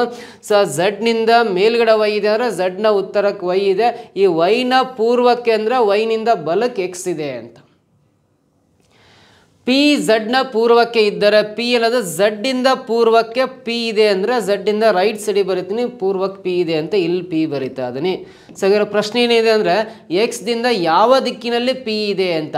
ನೋಡಿರಿ, ಎಕ್ಸ್ನ ಯಾವ ದಿಕ್ಕಿನ ಕಡೆಗೆ ಪಿ ಇದೆ ಅಂದರೆ ಎಕ್ಸ್ನ ಕೆಳಗಡೆ ಪಿ ಇದೆ ಅಂದರೆ ಕೆಳಗಡೆ ಆರೋ ಮಾರ್ಕ್ ಅಂದರೆ ಇದು ದಕ್ಷಿಣಕ್ಕಿದೆ ಅಂತ. ಎಕ್ಸ್ನಿಂದ ಕೆಳಗಡೆ ಇದೆ ಅಂದರೆ ಎಕ್ಸ್ನ ದಕ್ಷಿಣ ದಿಕ್ಕಿಗೆ ಪಿ ಇದೆ ಅಂತ ಕರಿತೀವಿ. ಎಕ್ಸ್ನ ಸೌತ್ ಡೈರೆಕ್ಷನ್ ಕಡೆ ಪಿ ಇದೆ ಅಂತ ಕರಿತೀವಿ. ಇಲ್ಲಿ ಸೌತ್ ಅನ್ನೋದು ಆಪ್ಷನ್ ಸಿ ನಲ್ಲಿ ಇದೆಯಲ್ಲ, this is the answer. South ಅನ್ನೋದು. ಸೊ ಸೌತ್ ಈಸ್ಟ್ ಅಂದರೆ ಇದು ನೈಋತ್ಯ ದಿಕ್ಕು ಅಂತ ಕರಿತೀವಿ. ನೆಕ್ಸ್ಟು ಸೌತ್ ಈಸ್ಟ್ ಅಂದರೆ ಇದು ಆಗ್ನೇಯ ದಿಕ್ಕು ಅಂತ ಕರಿತೀವಿ. ಸೊ ಇಲ್ಲಿ ಸೌತ್ ಅಂದರೆ ದಕ್ಷಿಣ ದಿಕ್ಕಾಗುತ್ತೆ ಕನ್ನಡದಲ್ಲಿ. ಸೊ ಆಮೇಲೆ ವೆಸ್ಟ್ ಅಂದರೆ ಪಶ್ಚಿಮ ದಿಕ್ಕಾಗುತ್ತೆ. ಇದು ದಕ್ಷಿಣ ದಿಕ್ಕು ಕರೆಕ್ಟು. ದಕ್ಷಿಣ ಅನ್ನೋದು ಆಪ್ಷನ್ ಸಿ ನಲ್ಲಿದೆ. That is the right answer. ಕ್ಲಿಯರಾ? ನೆಕ್ಸ್ಟ್ ಪ್ರಶ್ನೆ ಬರೋಣ, ಮುಂದಿನ ಪ್ರಶ್ನೆ. The ratio of the number of students studying in school A, B and C is 6:8:7 respectively. If the number of students studying in each of the schools is increased by 20%, 15% and 20% respectively, what will be the new ratio of the number of students in schools A, B and C ಅಂತ ಇದೆ. ನೋಡಿ, A B ಮತ್ತು C ಶಾಲೆಗಳಲ್ಲಿ ಓದುತ್ತಿರುವ ವಿದ್ಯಾರ್ಥಿಗಳ ಸಂಖ್ಯೆ ಅನುಪಾತ ಕ್ರಮವಾಗಿ 6:8:7 ಆಗಿದೆ. ಪ್ರತಿ ಶಾಲೆಗಳಲ್ಲಿ ಓದುತ್ತಿರುವ ವಿದ್ಯಾರ್ಥಿಗಳ ಸಂಖ್ಯೆಯನ್ನು ಕ್ರಮವಾಗಿ 20%, 15% ಮತ್ತು 20% ಹೆಚ್ಚಿಸಿದರೆ ಎ ಬಿ ಮತ್ತು ಸಿ ಶಾಲೆಗಳಲ್ಲಿ ವಿದ್ಯಾರ್ಥಿಗಳ ಸಂಖ್ಯೆಯ ಹೊಸ ಅನುಪಾತ ಎಷ್ಟಾಗುತ್ತೆ ಅಂತ ಕೇಳಿದ್ದೇನೆ. ಫಸ್ಟ್ ಆಫ್ ಆಲ್ ಇಲ್ಲಿ A school, B school, C school ಅಂತ 3 ಸ್ಕೂಲ್ ಇದಾವೆ. ಎ ಸ್ಕೂಲಲ್ಲಿರೋ ಸ್ಟೂಡೆಂಟ್ಸು, ಬಿ ಸ್ಕೂಲಲ್ಲಿರೋ ಸ್ಟೂಡೆಂಟ್ಸು, ಸಿ ಸ್ಕೂಲಲ್ಲಿರೋ ಸ್ಟೂಡೆಂಟ್ಸ್ನ ರೇಷು 6:8:7 ಇದೆ ಅಂತ. ಎ ಶಾಲೆ, ಬಿ ಶಾಲೆ ಮತ್ತು ಸಿ ಶಾಲೆಯಲ್ಲಿರ್ತಕ್ಕಂಥ ವಿದ್ಯಾರ್ಥಿಗಳ ಅನುಪಾತ 6:8:7 ಆಗಿದೆ ಅಂತ. ಆ ಮೂರು ಶಾಲೆಯಲ್ಲಿರೋ ಸ್ಟೂಡೆಂಟ್ಸ್ ರೇಷು ಕಂಡುಹಿಡಿದರೆ 6:8:7 ಆಗಿದೆ ಅಂತ. ಇದಲ್ಲದೆ ಎ ಶಾಲೆಯಲ್ಲಿ ವಿದ್ಯಾರ್ಥಿಗಳ ಸಂಖ್ಯೆ 20% ಹೆಚ್ಚಾಗಿದೆ ಅಂತ. ಎ ಶಾಲೆಯಲ್ಲಿ ಎಷ್ಟು ಸ್ಟೂಡೆಂಟ್ಸ್ ಇರ್ತಲ್ಲ ಆ ವಿದ್ಯಾರ್ಥಿಗಳ ಸಂಖ್ಯೆ 20% ಹೆಚ್ಚು ಅಂತ ಕೊಟ್ಟಿದ್ದಾನೆ. ಅಂದ್ರೆ ಈ 20% ಹೆಚ್ಚಾಗಿದೆ ಅಂದರೆ 100ಕ್ಕೆ 20ನ ಪ್ಲಸ್ ಮಾಡಿ ಬರ್ಕೊಳ್ರಿ, 120 ಅಂತ ಬರ್ಕೋಬೇಕು. 20% ಹೆಚ್ಚು ಅಂದ್ರೆ 100ಗೆ 20 ಆ್ಯಡ್ ಮಾಡಿರಿ, 120 ಅಂತ ಬರ್ಕೊಳ್ರಿ, ಇಂಟು ಹಾಕಿ ಎ ಶಾಲೆಯಲ್ಲಿ. ಬಿ ಶಾಲೆಯಲ್ಲಿರೋ ವಿದ್ಯಾರ್ಥಿಗಳ ಸಂಖ್ಯೆ 15% ಹೆಚ್ಚಾಗಿದೆ ಅಂತ. 15% ಹೆಚ್ಚು ಅಂದ್ರೆ 100ಗೆ 15 ಆ್ಯಡ್ ಮಾಡಿರಿ, ಇಂಟು 115 ಅಂತ ಬರ್ಕೊಳ್ರಿ ಬಿ ಶಾಲೆಯಲ್ಲಿ. ಸಿ ಶಾಲೆಯಲ್ಲಿ ವಿದ್ಯಾರ್ಥಿಗಳ ಸಂಖ್ಯೆ 20% ಹೆಚ್ಚಾಗಿದೆ ಅಂದರೆ 100ಕ್ಕೆ 20 ಕೊಡ್ರಿ, 120 ಆಗುತ್ತೆ. 120 ಬರ್ಕೊಂಡು ಇವಾಗ ಹೊಸ ಅನುಪಾತ ಎಷ್ಟು ಅಂತ ಕಂಡುಹಿಡಿಬೇಕು. ನ್ಯೂ ರೇಷು ಎಷ್ಟು ಅಂತ ಕ್ಯಾಲ್ಕುಲೇಟ್ ಮಾಡ್ಕೋಬೇಕು. ನ್ಯೂ ರೇಷು ಕಂಡುಹಿಡಿಬೇಕಂದ್ರೆ ನೋಡಿ, ಇಲ್ಲಿ ಯಾವುದಾದ್ರು ಕ್ಯಾನ್ಸಲ್ ಆದರೆ ಕ್ಯಾನ್ಸಲ್ ಮಾಡ್ಕೋಬೋದು. ಯಾವಾದರೂ ಒಂದೇ ನಂಬರಿಂದ ಕ್ಯಾನ್ಸಲ್ ಆದ್ರೆ ಕ್ಯಾನ್ಸಲ್ ಮಾಡ್ಕೋಬೋದು. ಇದು 5 2 10, 5 4 20, 5 2 10, 5 3 15 ಕ್ಯಾನ್ಸಲ್, 5 2 10, 5 4 20 ಕ್ಯಾನ್ಸಲ್. ಮತ್ತು ಯಾವ ಕ್ಯಾನ್ಸಲ್ ಆಗ್ತವೆ ಅಂದ್ರೆ 8ರಿಂದ 8 1 8, ಇದು 8 3 24, ಇದು 8 3 24, 8ರಿಂದ ಎಲ್ಲ ಕಡೆ ಕ್ಯಾನ್ಸಲ್ ಆಗ್ತವೆ. ಸೊ ಇನ್ನು ಉಳಿದದ್ದು 6 × 3 ಅಂದರೆ 18 ಬರುತ್ತೆ. ಇಲ್ಲಿ 1 × 23 ಅಂದರೆ 23 ಇರುತ್ತೆ. 7 × 3 ಅಂದರೆ 7 3 21 ಬರುತ್ತಲ್ಲ. ಆ ಮೂರು ಶಾಲೆಯಲ್ಲಿರ್ತಕ್ಕಂಥ ವಿದ್ಯಾರ್ಥಿಗಳ ಹೊಸ ಅನುಪಾತ 18:23:21 ಬರುತ್ತೆ. ಆಪ್ಷನ್ ಡಿ ನಲ್ಲಿದೆ ನೋಡ್ರಿ, 18:23:21. This is the right answer. ಕ್ಲಿಯರಾ? ಈ ರೀತಿ ಸಿಂಪಲ್ಲಾಗಿ ಈ ಕ್ವಶನ್ನ ಬಿಡಿಸ್ಬೋದು. ನೆಕ್ಸ್ಟ್ ಕ್ವಶನ್ ಬರೋಣ. ಮುಂದಿನ ಪ್ರಶ್ನೆ, the average of 1 square 2 square 3 square 4 square 5 square 6 square ಅಂತಿದೆ. 1 square 2 square 3 square 4 square 5 square 6 ಸ್ಕ್ವೇರ್ನ ಸರಾಸರಿ ಕಂಡುಹಿಡಿಬೇಕು. ಸೊ ಅವರೇಜ್ ಕಂಡುಹಿಡಿಬೇಕಂದ್ರೆ ಸರಾಸರಿ 1 ಸ್ಕ್ವೇರ್ ವ್ಯಾಲ್ಯೂ 1 ಬರುತ್ತೆ, 2 ಸ್ಕ್ವೇರ್ ವ್ಯಾಲ್ಯೂ 4 ಬರುತ್ತೆ, 3 ಸ್ಕ್ವೇರ್ ವ್ಯಾಲ್ಯೂ 9 ಬರುತ್ತೆ, 4 ಸ್ಕ್ವೇರ್ ವ್ಯಾಲ್ಯೂ 16 ಬರುತ್ತೆ, 5 ಸ್ಕ್ವೇರ್ ವ್ಯಾಲ್ಯೂ 25 ಬರುತ್ತೆ, 6 ಸ್ಕ್ವೇರ್ ವ್ಯಾಲ್ಯೂ 36 ಬರುತ್ತೆ. ಇವೆಲ್ಲ ಸಂಖ್ಯೆ ಕೂಡಿ ಟೋಟಲಿ 1 2 3 4 5 6 ನಂಬರ್ಸ್ ಇದಾವಲ್ಲ, 6ಇಂದ ಡಿವೈಡ್ ಮಾಡಿದಾಗ ನಮಗೆ ಏನು ಸಿಗುತ್ತೆ? ಸರಾಸರಿ ಸಿಗುತ್ತೆ, ಅವರೇಜ್ ಸಿಗುತ್ತೆ. ಸೊ ಇವೆಲ್ಲವನ್ನು ಪ್ಲಸ್ ಮಾಡೋಣ. 1 + 4 5, 5 + 9 ಅಂದರೆ 14, 14 + 16 ಅಂದರೆ 30, 30 + 25 ಅಂದರೆ 55, 55 + 36 ಕೂಡ್ರಿ, 55 + 36 ಕೂಡ್ರಿ ಎಷ್ಟು ಬರುತ್ತೆ ಅಂದರೆ 91 ಬರುತ್ತೆ, 91 ಬರುತ್ತೆ. 91 ಬರ್ಕೊಂಡು ಅದನ್ನು ಡಿವೈಡ್ ಬೈ 6 ಮಾಡೋಣ. 91ನ 6ಇಂದ ಡಿವೈಡ್ ಮಾಡಿರಿ. 6 1 6, 3 ಉಳಿಯುತ್ತೆ, 6 5 30, 1 ಉಳಿಯುತ್ತೆ, 1 ಉಳಿಯುತ್ತಲ್ಲ, ಪಾಯಿಂಟ್ ಕಟ್ 0 ಇಳಿಸ್ಕೊಂಡ್ರೆ 6 1 6, ಇನ್ನು 4 ಉಳಿಯುತ್ತೆ, ಪಾಯಿಂಟಿಂದ 0 ಇಳಿಸ್ಕೊಂಡ್ರೆ 6 6 36, 15.16 ಸಮಥಿಂಗ್ ಆಗುತ್ತೆ. ಇನ್ನು ಅಪ್ರಾಕ್ಸಿಮೇಟ್ಲಿ 15.17ಗೆ ರೌಂಡ್ ಆಫ್ ಮಾಡಿದ್ದಾರೆ. ನಿಯರೆಸ್ಟ್ ವ್ಯಾಲ್ಯೂ 15.17 ಇದೆಯಲ್ಲ, option B, this is the right answer. 15.166 something ಆಗುತ್ತೆ. ಅದನ್ನು 17ಗೆ ನೆಕ್ಸ್ಟ್ ನಂಬರ್ಗೆ ರೌಂಡ್ ಆಫ್ ಮಾಡಿದ್ದಾರೆ. So option B is the correct answer. ಗೊತ್ತಾಯ್ತಾ? ನೆಕ್ಸ್ಟ್ ಪ್ರಶ್ನೆ ನೋಡ್ರಿ. ಮುಂದಿನ ಪ್ರಶ್ನೆ ಏನಿದೆ ಅಂತ, which of the following diagrams correctly represents the relationship among tennis fans, cricket players and students ಅಂತ ಇದೆ. ಸೊ ಇಲ್ಲಿ ಟೆನ್ನಿಸ್ ಫ್ಯಾನ್ಸ್, ಟೆನ್ನಿಸ್ ಅಭಿಮಾನಿಗಳು ಅಂತ, ಟೆನ್ನಿಸ್ ಫ್ಯಾನ್ಸ್ ಅಂದರೆ ಟೆನ್ನಿಸ್ ಅಭಿಮಾನಿಗಳು ಅಂತ ಕನ್ನಡದಲ್ಲಿ ಬರ್ಕೋಬೋದು. ಸೊ ಕ್ರಿಕೆಟ್ ಪ್ಲೇಯರ್ಸ್ ಅಂತಿದೆ, ಕ್ರಿಕೆಟ್ ಆಟಗಾರರು ಅಂತ ಬರೀತದಾನೆ, ಕ್ರಿಕೆಟ್ ಆಟಗಾರರು. ಮತ್ತು ಸ್ಟೂಡೆಂಟ್ಸ್ ಅಂತೇಳಿದೆ, ಸ್ಟೂಡೆಂಟ್ಸ್ ಅಂದರೆ ವಿದ್ಯಾರ್ಥಿಗಳು, ವಿದ್ಯಾರ್ಥಿಗಳು ಅಂತ ಕರಿತೀವಿ. ಸೊ ಈ ಮೂರು ಪದಗಳಿರ್ತಕ್ಕಂಥ, ಈ ಮೂರು ಪದಗಳ ಸಂಬಂಧ ಹೇಳ್ತಕ್ಕಂಥ ವೆನ್ ಡಯಾಗ್ರಾಮ್ ಇವಿಷ್ಟರಲ್ಲಿ ಯಾವುದು? ಟೆನ್ನಿಸ್ ಅಭಿಮಾನಿಗಳು, ಕ್ರಿಕೆಟ್ ಆಟಗಾರರು, ವಿದ್ಯಾರ್ಥಿಗಳು, ಈ ಮೂರು ಪದಗಳ ಸಂಬಂಧ ಹೇಳ್ತಕ್ಕಂಥ ಸೂಟಬಲ್ ವೆನ್ ಡಯಾಗ್ರಾಮ್ ಯಾರು ಅಂದ್ರೆ, ಸೊ ಕೆಲವೊಬ್ಬ ಕ್ರಿಕೆಟ್ ಆಟಗಾರರು ಟೆನ್ನಿಸ್ ಅಭಿಮಾನಿಗಳು ಕೂಡ ಆಗಿರ್ತಾರೆ. ಕೆಲವು ವಿದ್ಯಾರ್ಥಿಗಳು ಟೆನ್ನಿಸ್ ಅಭಿಮಾನಿಗಳು ಹೌದು, ಕ್ರಿಕೆಟ್ ಆಟಗಾರರು ಹೌದು. ಅಂದರೆ ಒಬ್ಬನೇ ಮೂರು ಆಗ ಸಾಧ್ಯತೆ ಇರುತ್ತೆ. ಒಬ್ಬ ವಿದ್ಯಾರ್ಥಿ ಕ್ರಿಕೆಟ್ ಆಟಗಾರನಾಗಿರ್ಬೋದು, ಟೆನ್ನಿಸ್ ಅಭಿಮಾನಿ ಕೂಡ ಆಗಿರ್ಬೋದು. ಒಬ್ಬ ವಿದ್ಯಾರ್ಥಿ ಅಥವಾ ಒಬ್ಬ ವ್ಯಕ್ತಿ 3 ಆಗ ಸಾಧ್ಯತೆ ಇದ್ದಾಗ ಆ 3 ಒಂದಕ್ಕೊಂದು ಇಂಟರ್ಸೆಕ್ಟ್ ಆಗಿ ಬರೀತೀವಲ್ಲ, ಅದೇ when diagram, suitable when diagram ಆಗಿರುತ್ತೆ. ಯಾಕಂದರೆ ಒಬ್ಬ ಸ್ಟೂಡೆಂಟ್ ಕ್ರಿಕೆಟ್ ಆಟಗಾರನೂ ಆಗಿರ್ಬೋದು, ಟೆನ್ನಿಸ್ ಅಭಿಮಾನಿ ಕೂಡ ಆಗಿರೋ ಸಾಧ್ಯತೆ ಇದ್ದಾಗ, ಒಬ್ಬ ವ್ಯಕ್ತಿ 3 ಆಗ ಸಾಧ್ಯತೆ ಇದ್ದಾಗ 3 ಒಂದಕ್ಕೊಂದು ಇಂಟರ್ಸೆಕ್ಟ್ ಆಗೋ ಥರ ಬರ್ಕೋಬೇಕು, ಛೇದಿಸಿರೋ ಥರ ಬರ್ಕೊಂಡ್ರೆ ಈ 3 ಸಂಬಂಧ ಹೇಳ್ತಕ್ಕಂಥ ಸೂಟಬಲ್ ವೆನ್ ಡಯಾಗ್ರಾಮ್ ಅಂದರೆ ಆಪ್ಷನ್ ಎ ಕರೆಕ್ಟ್ ಆಗುತ್ತೆ. This is the right answer ಅಂತ ಕರಿತೀವಿ. ಗೊತ್ತಾಯ್ತಾ? ಸೊ ಈ ಕ್ಲಾಸಲ್ಲಿ ಇವೆಲ್ಲ ಪ್ರಶ್ನೆಗಳಿಗೆ ನಿಮಗೆ ಆನ್ಸರ್ ಮಾಡೋ ವಿಧಾನ, ಸಿಂಪಲ್ ವಿಧಾನಗಳನ್ನು ತಿಳಿಸ್ಕೊಟ್ಟಿದ್ದೀನಿ. ನನ್ನ ಕ್ಲಾಸಸ್ ನಿಮಗೆ ಇಷ್ಟ ಆಗಿದ್ರೆ ದಯವಿಟ್ಟು ಒಂದು ಲೈಕ್ ಪ್ರೆಸ್ ಮಾಡಿ, ನಿಮಗೆ ಏನು ಅನಿಸುತ್ತೆ ಅದನ್ನು ಕಮೆಂಟ್ ಮಾಡಿ. ಹಾಗೆ ನಿಮ್ಮ ಫೇಸ್ಬುಕ್ಕು, ಟ್ವಿಟ್ಟರ್ ಆಗಿರ್ಬೋದು, ಇನ್ಸ್ಟಾಗ್ರಾಮ್ ಆಗಿರ್ಬೋದು, ವಾಟ್ಸಪ್ ಗ್ರೂಪಲ್ಲಿ, ಟೆಲಿಗ್ರಾಮ್ ಗ್ರೂಪಲ್ಲಿ ನಮ್ಮ ವಿಡಿಯೋ ಲಿಂಕ್ಗಳನ್ನು ಶೇರ್ ಮಾಡ್ತಾ ಬನ್ನಿ, ಹೆಚ್ಚು ಶೇರ್ ಮಾಡ್ತಾ ಬನ್ನಿ. ಮತ್ತೆ ನೆಕ್ಸ್ಟ್ ಮುಂದಿನ ಕ್ಲಾಸಲ್ಲಿ ಇನ್ನೂ ಬೇರೆ ಬೇರೆ ರೀತಿಯಾದ ಪ್ರಶ್ನೆಗಳಿಗೆ ಆನ್ಸರ್ ಮಾಡೋ ವಿಧಾನಗಳನ್ನು ಹೇಳ್ಕೊಡ್ತೀನಿ. ಈ ವಿಡಿಯೋನ ಕೊನೆವರೆಗೂ ವಾಚ್ ಮಾಡಿದ್ದಕ್ಕೆ ತಮ್ಮೆಲ್ಲರಿಗೂ ಧನ್ಯವಾದಗಳು. Thank you so much.